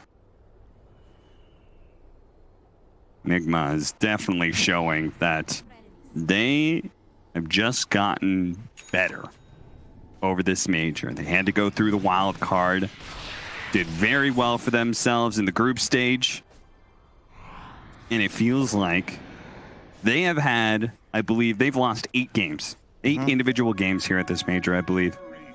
And every single one of those games, it feels like they've learned something and gotten better. Yeah. You learn from losing. Like, I bet coming into this, day 1 of the tournament, VP versus Nigma, I would have said VP 2-0, no question. But they have grown so much. Miracle doing his best Jordan impression, playing through the pain. But I got to say, shout out as well to Pippin and Rodman. Never getting enough credit. I think ILTW and Mind Control have done just fantastic throughout this event. This game, they're on point. I don't want to count out VP, but at the same time, it just feels like right now is Team Nigma's time. And you got to make something happen if you're VP. You've got all your spells on cooldown, but look at this. They just keep playing under dire wards. Yes. I think you were obsessed with LGD's vision. And you said this was like, this is what is winning them the game. And it feels like this is a similar story here from Nigma, that they are getting every bit of vision. They know that they have vision there, and they're going to invade anyway. Miracle's going to go for it. Moonlight Shadow going to be used. Nightfall looking to be able to push away the Razor. Does so with the Spear. Boars are going to investigate. They quickly get killed by GPK, who's now showing off that Deso. And the Fusel Blade picked up. LTW shoved in bottom all the way. Now goes straight to top. Has Haunt ready. And oh, beautiful from Crow. He has the Ice Ogre. That denies the Deso. Yep. Oh, you can see he actually uses the Ice Ogre there to be able to get a bit of Side Blade damage onto Miracle. And it felt pretty good to be able to start this, and it looks like they're finally going to commit. They're going to go for Miracle. He's going to be pulled back into a decent amount of magic damage. They got the Cold Embrace. They actually spear him back. The Mortimer's Kisses is raining in, but the Winter's Curse is going to be able to stop this combination. The Mirana actually jumping into that one. They're still going for Miracle, and they do manage to get him with the meld hit. Curl on the high ground, throwing down those impetus shots. Is they're going to be able to get another X marks the spot back in. This time it's on ILTW. The arrow tanked up by Mind Control, looking to be able to save his boy, but is in turn going to be speared back into the tier 3. Managed to get off the roar off once again. The Cold Embrace slowing things down. Kingslayer's on a pittance of health, and it's going to fall as the axes clean him up. And Virtus Pro, who thought they had the advantage, would be wrong. Underneath the tier 2 being assaulted, but GPK coming back in does manage to kill Mind Control. The arrow slides right on past ILTW. GPK fighting for his life here against the Spectre, but ILTW proves to be too strong. Way too strong. Cat VP, they tried their best. A couple of really nice spears back, but it's the support duo of Team Nigma. Kuroki, yeah, he dies. He was out of mana, out of health. He did everything he could for his squad. GH, 3-man Winner's Curse. Excellent. Couple of Cold Embraces. You see, 3 Cold Embraces in one team fight. So good. It's so much health regen as well. 45 plus 6.5%, and he talented it as well. He knew what kind of game this was. He is not to be relied upon for damage necessarily. He's just trying to keep people alive through the burst combinations. Get through VP's spell combinations. TA out of mana. Altitude was like, yeah, I got this, no problem. You are no threat without refraction. Let me say, small note, good use of Virtus Pro popping that glyph. I think that actually gets them 2 kills they wouldn't have gotten otherwise due to the multi-shot on the tier 2 tower. That's a good point. I keep bringing up the vision, but check this triumvirate of wards. Where's ILTW playing? Bottom lane. He's gotten here full coverage. He gets Spirit Vessel on the Kunkka. They recognize that this health, this regen, that it's a huge factor in these team fights. It's stacking too, because remember, Dispersion deals damage pre-reduction. Spectre himself takes only damage post-reductions. What do they put? Cold Embrace, Crimson Guard, the healing, the lifesteal tier 1 item that he picked up early game. Yeah. It's a lot of mitigation. Also, different build this time from the Spectre, right? Still goes the Echo Saber, goes the early Diffusal rather than the early Manta. What do you think the difference is in this game to the last? Getting active more early. It's a more effective item. You could see it there. Really nice against GPK. It's also a separate instance of damage, so it will burn the 2 refraction charges instead of just the 1. So last game was a little bit more about dodging some of the fights when Virtus Pro was really strong. This one is about actually fighting them head on. And Virtus Pro, it feels like in some ways they are getting slightly desperate here. That was so sick. Mind Control, the bird died to the cleave. He knows they're in Roche now. Yep. And Virtus Pro, they know it too. They got that Hawk bounty. They're going to bait GPK inside of the pit, and the rest of the team is going to play on the dire high ground it's a big here. Smoke. It's a great move if they can pincer. It's a risky maneuver, but it might just pay off here. The arrow's going to come from the side. Nigma, okay, they're going to know what's going on now. GPK is still the target, though. They're going to go ahead and use it to light him up. They're going to go for it, but Nightfall, he does manage to get his initiation. Immediately, the spear goes down onto the Razor. Has to turn around, though, because the Cold Embrace isn't going to be able to do anything. Mind Control just roared up DM, who's also going to fall. And this is just Virtus Pro getting worked in this team fight. They initiated, but it wasn't even close to being good. That was the easiest combination ever. GH, lowest net worth on his team. Cold Embraces the target. That cancels out the enemy carry's entire ultimate. There's no damage. VP, huge hole in the draft. It's all physical damage. They all end on this idea that they were going to control the armor. Well, GH, he's countering you wholeheartedly with just that. Look at the healing. There's 0 damage output. Doesn't matter how much armor you have. Yeah, I mean, Holy Lock. They have Mortimer's Kisses for early magic damage, but like, you just look at Miracle's HP. Like, between the Holy Lockets that they have on their 2 supports, plus this guy's got a Heaven's Halberd, he's got a full magic wand, he's got the Essence Ring on top of that, he's got a BKB now, but even before that, he was tough to bring down with the limited amount of magic damage that Virtus Pro had. I mean, even so, before the Holy Lock and Amplification, Cold Embrace is going to heal 26% of your max HP plus 180. With Holy Locket, it's then increased by that 35%, plus you can then Holy Locket your ally. So it's got to be like 40, 50% healing. Yeah, no, certainly. And the immunity. There's no magic damage on the side of VP. They're in huge trouble in this game.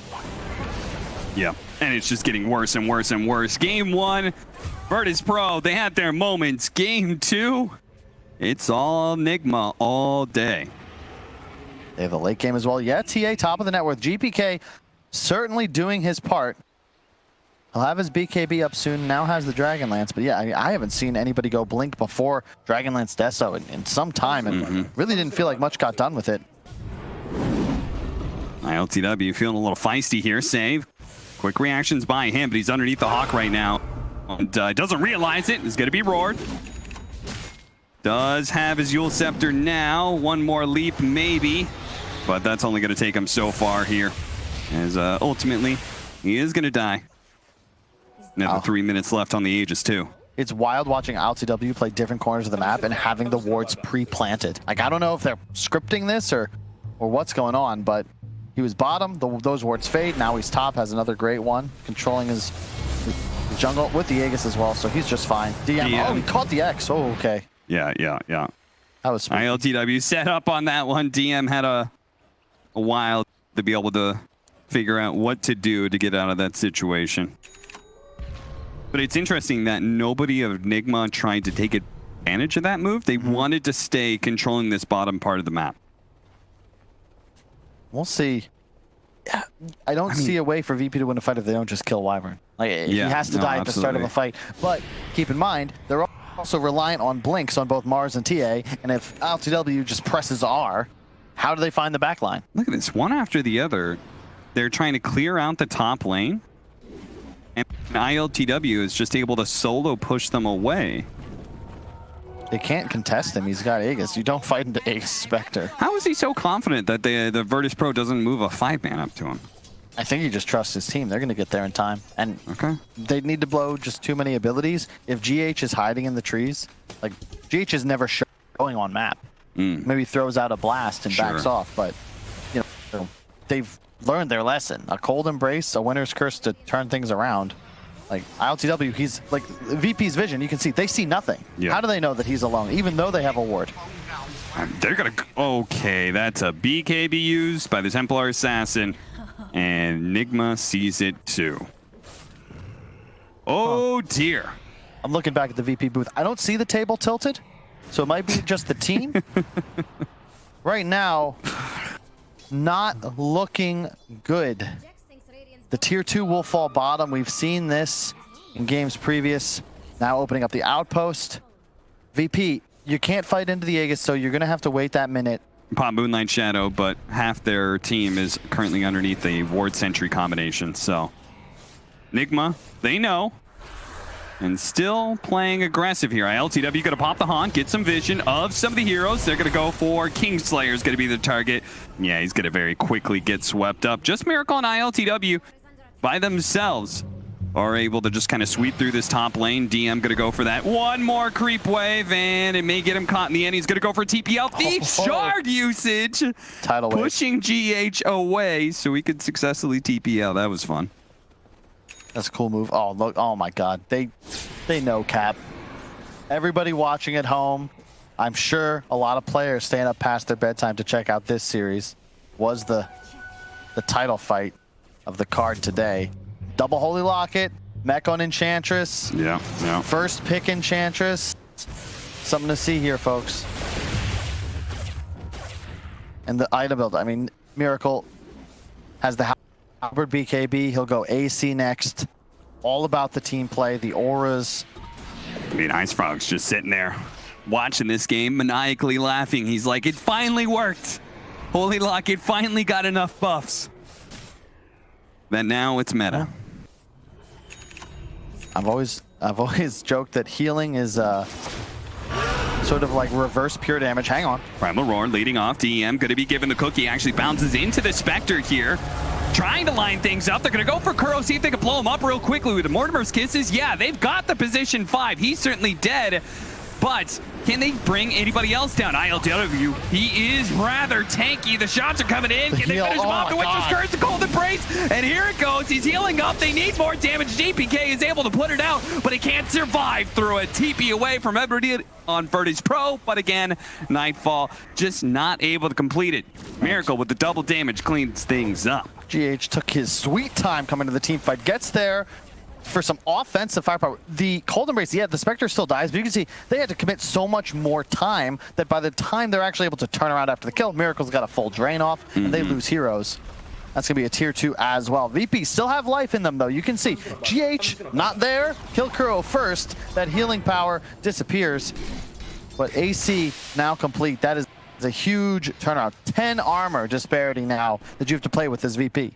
Now, that is a bit of a problem, though. The fact that you say when GH isn't there, they can win a fight. But one of the advantages of when you're the one controlling the map gets smaller and it's easier to move around, as we're going to watch this one again. See, the damage eventually does get done, but ultimately it's still a very easy team fight for Nigma. Yeah, there's the auras, too. Beastmaster, we don't see it very often. It's still one of the better heroes scaling into the late game. Virtus Pro just hide and go seek at this point. And I love, dude, the auras. Oh, man, it's just... They're going to catch DM here. They've got the blink on mind control. They're tired of DM and his split pushing shenanigans. It warms my heart, Cap, to see a team invest so heavily into their allies. You hit a power spike now. Look, it's beautiful. Double Holy Locket. The Spectre with 4 items, all cheap, easy build up. Vlad's, AC, Mech, Solar Crest, Crimson Guard. I mean, what a slaughter. They're going to use the Winner's Curse. When you're dropping ultimates like that just to be able to kill the position 5, you got to know you're pretty far ahead. They actually skipped Solar Crest, Cap. No medallion either. Maybe there's something to read into there as well. They got pretty much every other item. Yule's into an arrow, but can't really spear him back. Lil Nick, he's finally at a major. I mean, ILTW is certainly upping his taunt game. Learned from his time on OG psychological warfare. This draft, the itemization, the way they've played, eating the map, the all-chat spam, like OG isn't at the major, but it does feel like their inspiration still lingers. Virtus Pro, 4-man smoke up. They're going to leave the Snapfire behind for this one. And they're going to run into Miracle. Do they want to go for this kill, though? Underneath it, oh, Nightfall whiffing the immediate initiation, and now Miracle's pops his BKB, and Nightfall is in trouble. Miracle has soaked up all of his damage. Virtus Pro Looking to be able to kite back here. They have to commit, though. They've already lost the Mars, and now they have got the bow coming in, but there it is. Once again, the Cold Embrace being used. Mortimer's Kiss is raining into magic damage, but GPK is getting taken out here. A wave comes through from DM, but ultimately, it's a wave just to try and get away. DM, wave goodbye. He throws out one more tsunami before he TPs away and will manage to make it out, but Virtus Pro, again and again, it's them running away from team fights rather than winning them. I haven't learned their lesson, Cap. Miracle is not your target. No. He is so tanky, and GH is right there.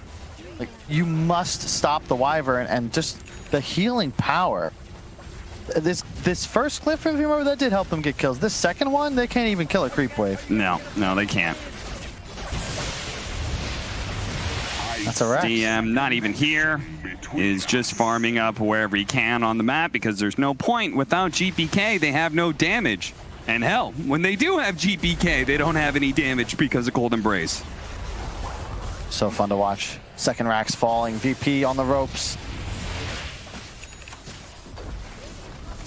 Down, and Aghanim Scepter picked up for a Kunkka. That's what he was doing while they lost 2/3 of their base.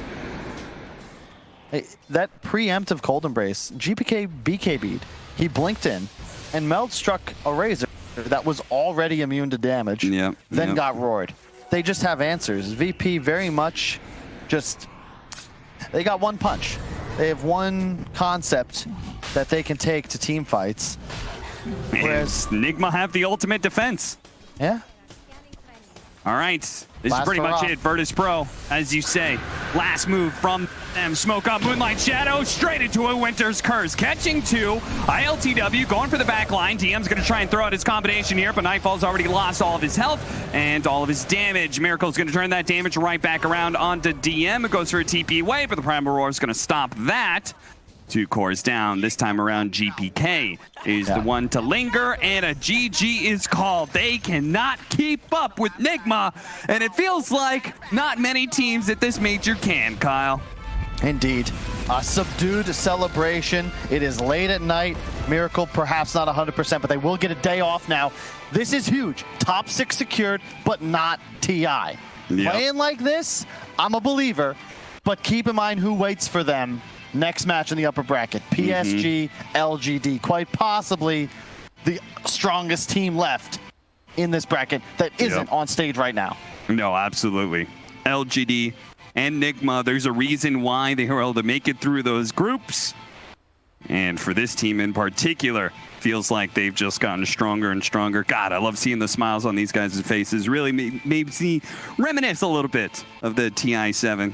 Starting to get the tingles, Cap. Yeah. Took a tiebreaker, also very late at night, just to get them into the group stage.